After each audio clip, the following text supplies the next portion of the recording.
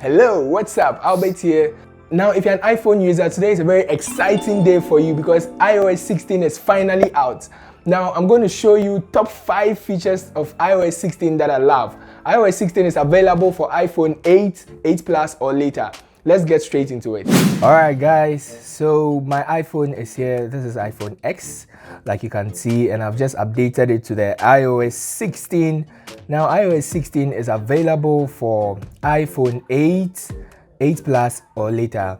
Now, one of the major things that you see with the iOS 16 is the lock screen. As you can see, I already have some, customizable widgets here. You can actually change these settings to suit you, okay? Now to do that, you just come into your settings, and then I'm going to go right to wallpaper, and then you can see customizable here. And now I can tap on this clock icon to change, the font style.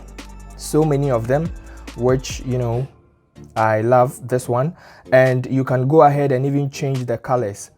There is grid here, there is spectrum here, and there's a sliders here.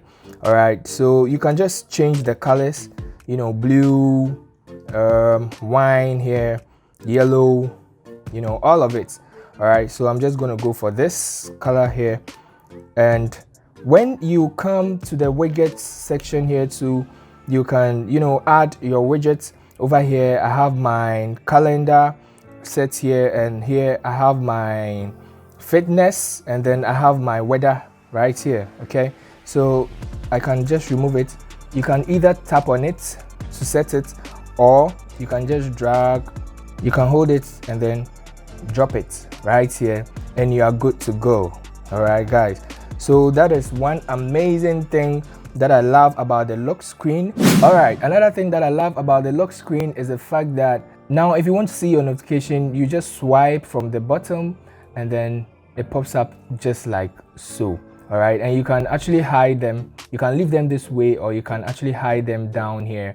Initially you swipe from this side and then you get a notification, but now you just swipe below from the bottom like that, and then you can have your notifications right here.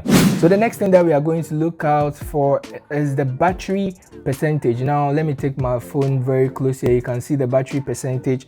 Initially you would have to swipe down here to see your battery percentage over there at the top, but now you have the battery percentage here. Now it's actually a settings. Okay, so you come to your setting, you come to battery, and then you can have the percentage. I can decide to turn it off or to turn it on. Now if you turn it on, you realize that the battery is full, but then you have the percentage reading inside there like that.